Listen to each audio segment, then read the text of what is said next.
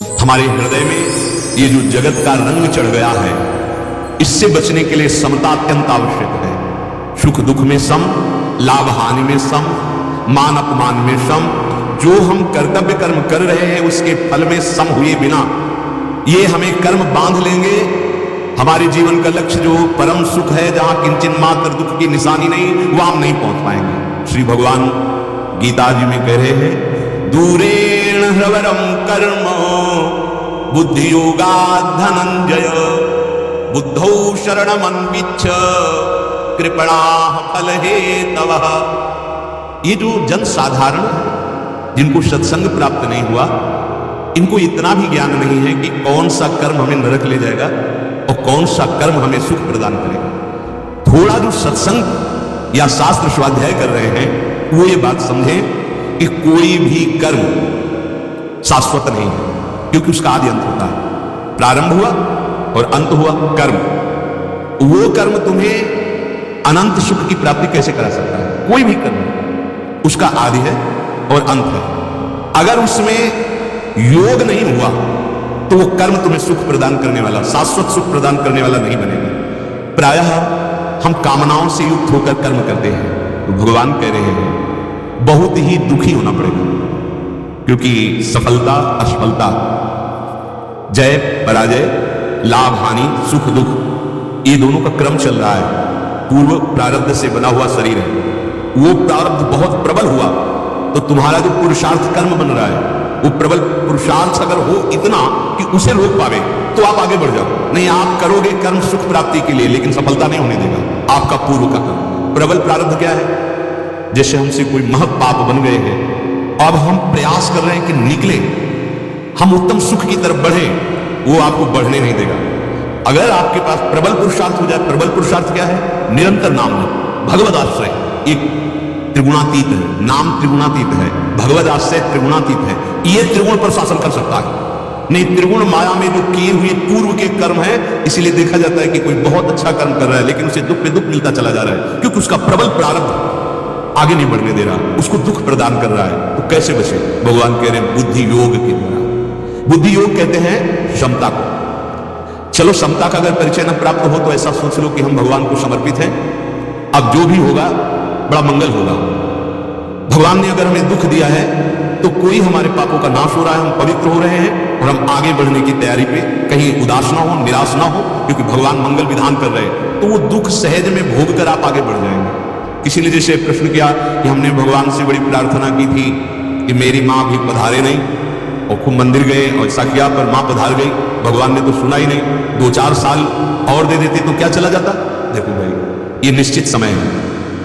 भगवान जितनी श्वासें दी उसके आगे नहीं, महात्मा भी नहीं बढ़ा सकता अपनी एक श्वास। हाँ, अब वो अपने प्राणायाम के द्वारा अपनी श्वासों को सुरक्षित रख रहे हैं। तो जितनी संख्या में श्वास है, आप चाहे भोगों में जल्दी जल्दी उसको खर्चा कीजिए या आप योग के द्वारा उसे रोकिए। जैसे 1400 वर्ष तक रोका चांगदेव ने, बड़े योगी थे। श्वासों को रोकना और रोक करके भगवत चिंतन करना वो एक अलग बात हो गई। पर जितनी श्वासें आपकी हैं अब वो संपन्न होने जा रहे हैं। तो मंदिर जाने की तो बात जाने दो, जो बड़े बड़े भजनानंदी महापुरुष हैं, रात दिन भजन करते, एक श्वास भी आगे नहीं बढ़ सकती। आप ध्यान से बात सुनना, भगवान को मत पूछो। जितनी श्वासें हैं उससे एक श्वास नहीं बढ़ेगी। उन्हीं श्वासों को आप रोक रोक करके आप चाहे जितना बड़ा जीवन कर, जैसे कहा जाता है कि अमुक महात्मा 400 वर्ष के मानते हैं, 400 वर्ष के मानते हैं, क्योंकि वो अपनी श्वासों को रोक रहे हैं। 1 मिनट में हम जितनी श्वासें लेते हैं और वो प्राणायाम के द्वारा अपने प्राणों को इतना सूक्ष्म कर लिया, बहुत लंबे समय तक श्वास को चढ़ाना फिर छोड़ना, एक श्वास, इतने में हमारी 100-200 श्वासें निकल गई।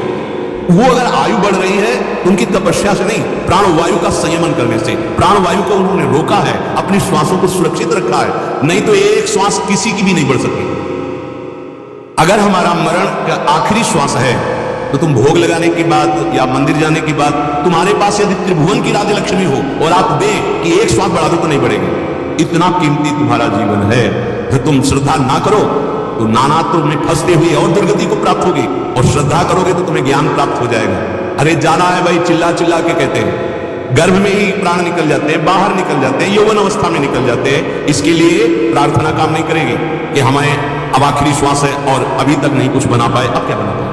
पक्की बात समझ लो, इसीलिए सावधान हो जाओ। तुम्हारा जीवन बड़ा संकटपूर्ण जीवन है, मानो दे। यद्यपि दुर्लभ है पर क्षणभंगुर रहा, किसी भी क्षण नष्ट हो सकता है। आप ये ना सोचे कि हम मंदिर गए प्रार्थना किए तो श्वासें, अगर है श्वासें तो रुकते रुकते भी आगे बढ़ जाएंगे, और नहीं है तो चलते चलते रुक जाएंगे, कोई नहीं इनको बचा सकता। श्वासें बिल्कुल गिनती की हैं, एक भी श्वास नहीं बढ़ सकती, विश्वास मानिए। और बात, आप छोटी छोटी बातों में कामना करके भगवान को, आपकी कामना पूर्ति नहीं तो उपहास नहीं करवा रहे आप अपने भगवान का। आप कैसे हैं, हम कोई पद गा रहे हैं या कोई चालीसा गा रहे हैं या कोई स्तोत्र गा रहे हैं कि ये काम हो ही जाना चाहिए, और अगर नहीं हुआ तो क्या आपके अंदर आस्तिकता की जो नींव है वो हिल नहीं जाएगी? क्या आपके अंदर नकारात्मक भाव भगवान के प्रति नहीं आ जाएगी? ये समझने के लिए बुद्धि योग चाहिए। यहां श्री भगवान कह रहे कि जो फल का हेतु बनाने वाले अत्यंत दीन हो जाते हैं। यहां दीन वो भक्ति वाली दैन्यता नहीं, यहां मूढ़ता वाली दैन्यता है। अब हम सोच रहे हैं कि ये काम बन जाए, अब अगर वो काम नहीं बना, हम सब मिलकर के कोई पाठ करते हैं उस काम के लिए, अब क्या होगा? उपहास ही तो करवा रहे। एक लौकिक तुच्छ कार्य के लिए हम हजारों लोग बैठ करके पाठ कर रहे हैं और वो पूर्ण नहीं हुआ, क्योंकि भगवान ने उस विधान को देखा है कि पूर्ण करना ठीक नहीं। हमें ये मानो, क्या निर्णय करें तुम जानो, हमारे प्रभु का उपहास, हमारे प्रभु की अवहेलना ये ठीक नहीं है। हम अपने कल्याण के लिए, अपने सतमार्ग के लिए और भगवत प्रसन्नता को जानने के लिए साधना करते हैं। माया की कामनाओं में फंस करके हम अपने आराध्य देव, हमें अच्छा नहीं लगता। अगर हम कष्ट में हैं तो हम राधा नहीं बोलेंगे मुख से, हृदय से बोलेंगे हाँ राधा, नहीं बोलेंगे। हम भाव में आएंगे तो बोलेंगे राधा।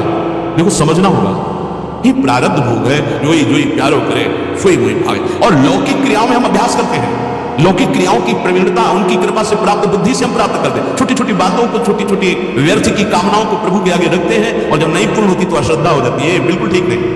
भगवान कह रहे हैं योग को समझो, और भगवान के अवतार लीला को जब गाया जाता है तो क्या भगवान अवतरित हुए तो उनको दुख नहीं पड़ा? समस्याएं नहीं आई क्या?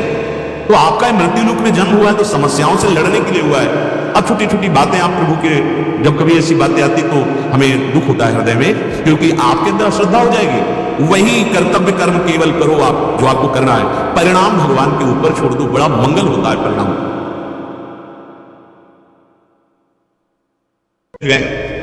और हम कोई पाठ करें, भगवान हाल चल जाए, बीज बिना बोए जग जाए, या तो उच्च कोटि की इतनी अविनाशी स्थिति हो आपकी तो हो जाएगा, कर तुम अन्यथा कर तुम। अरे हम जो कर्तव्य कर्म मिला है, हम बढ़िया खेती तैयार करें, बढ़िया बीज बोए, उसकी रक्षा करें, फसल हो जाएगी। हाँ भगवान के आश्रित हैं हम, लेकिन हम छोटी छोटी कामनाएं अगर करेंगे तो हमारी अश्रद्धा हो जाएगी। उपहास करते हैं फिर लोग, क्या हुआ तुम्हारे हवन करने से, क्या हुआ तो कहां गया तुम्हारा भगवान? उपहास करते हैं। ये भगवत भक्ति अविद्या का नाश करने के लिए है, दुखों का नाश करने की प्राप्ति के लिए है। कामना तो फिर सांगोपांग अनुष्ठान। जब किसी महापुरुष ने कोई कामना की है तो आप उसकी साधना पढ़ के देखिए, कामना का फल उनको मिला है, पर उसके लिए कठोर संयम पूर्वक आराधना हुई। भगवान का विधान कामनाओं के लिए वैदिक सिद्धांतों से भरा पड़ा है। आप स्वीकार करें? नहीं, उस सिद्धांत भी स्वीकार नहीं, आचरण भी पवित्र नहीं। जो कामना का अनुष्ठान का स्वरूप है वो अनुष्ठान भी नहीं, बस थोड़ी हम जैसे पाठ आदि के फिर उपहास लोग करते हैं। क्या कहां गया तुम्हारा भगवान? हमें अनेक कानों में चुभती है फिर बात कि हम अपने भगवान को, अपनी उपासना को, अपनी भक्ति को क्या समझे हुए हैं। इन छोटी छोटी क्रियाओं के लिए, लौकिक बातों के लिए भगवान का प्रयोग करते हैं। ये हो जाए, ये हो जाए, मांग के ऊपर मांग, मांग के ऊपर मांग। भजन एक मिनट भी मन प्रभु में लगाने की सामर्थ्य नहीं है, थोड़ा भी प्रियता प्रभु से नहीं है, बस केवल कामनाओं की पूर्ति के लिए। भगवान कह रहे हैं कि ये जन बहुत ही दैन्य का तात्पर्य होता है, बहुत ही मूढ़ता छाई हुई है।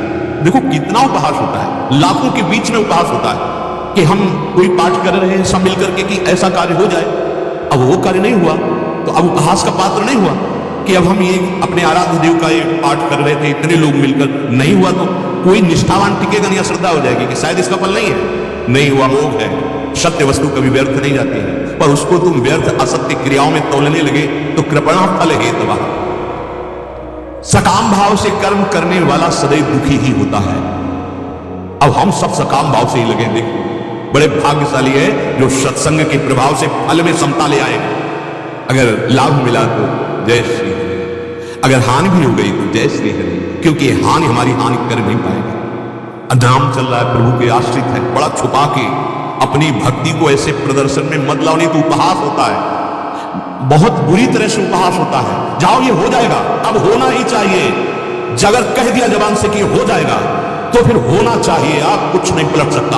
अब इतनी जितेंद्रियता, इतनी पवित्रता, इतनी तपस्या, इतनी सामर्थ्य, अब भगवान को भी वही करना होगा, वही होना, तब तो बोले, और नहीं तो चुप रहे, उपहास न करवावे अपनी भक्ति का अपने। एक है कि इतना अभ्यास में प्रवीण है कि अभ्यास के द्वारा वो लाभ पर अपना अधिकार कर रहा है। हम है कि हवन कर रहे हैं, उसके अभ्यास की जरूरत है, इस समय हवन की जरूरत नहीं है।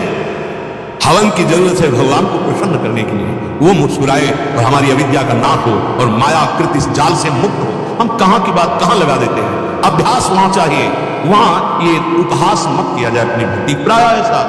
फिर वो निरादर, तुमने पाठ किया सब मिलके, क्या मिला तुम्हें? अब वो नास्तिकता और पुष्ट हो रही है, कैसे बतावे? श्री भगवान कह रहे हैं सकाम भाव अत्यंत निकृष्ट है, ये परिणाम में दुखी और नास्तिकता ही पैदा करता है, क्योंकि अनुष्ठान नहीं है। करदम जी को आदेश हुआ सृष्टि रचना करो, उन्होंने कहा कि इसके लिए तो हमें पत्नी चाहिए, और कौन पत्नी बनेगा हमें पता नहीं है, और हम किसी के पास याचना करने जाएंगे नहीं।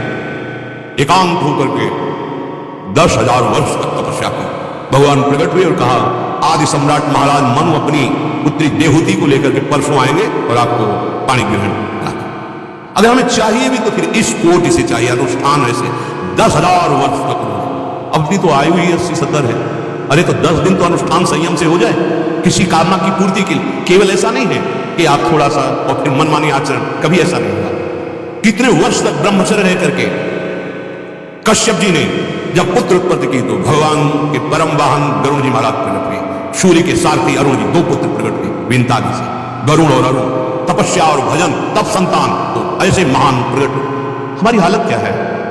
धर्म को हम जानते नहीं है, भजन का स्वरूप क्या है, केवल हम अपनी कामनाओं की पूर्ति के लिए थोड़ा सा, और हमारे सर्वज्ञ भगवान अगर, तो फिर आपको अपने आराध्य देव का उपहास करना, ये अच्छा नहीं है। सच्ची भक्ति का स्वरूप यही है कि बड़े से बड़े कष्ट में हम आह कह सकते हैं, राधा नहीं बोलूंगा, नहीं बोलूंगा। आपने हमें जो ये दिया है महान प्रसाद, आजीवन इसको हंसते हुए सहेंगे और अंदर अंदर आपकी मुस्कुराहट देखना चाहेंगे, बस। इसके लिए राधा नहीं बोलेंगे कि आए मैं बहुत कष्ट में हूं राधा, या ये विपत्ति दूर कर दो राधा, नहीं। इससे लड़ने की सामर्थ्य अपने आप हमें प्राप्त हो जाएगी। और सच्ची मानना, जब ऐसी निष्ठा में आओगे तो ब्याज में ये सब खत्म हो जाएंगे कि जितने दुख देने वाले कर्म है, मूल तो प्यारी जी और प्यारे जी का प्रेम प्राप्त होगा। ये सकामता हमारी दुर्गति किए देगी, और सब सकामता के बिना एक कदम नहीं चलना चाहते। यही हमारे बंधन का हेतु है।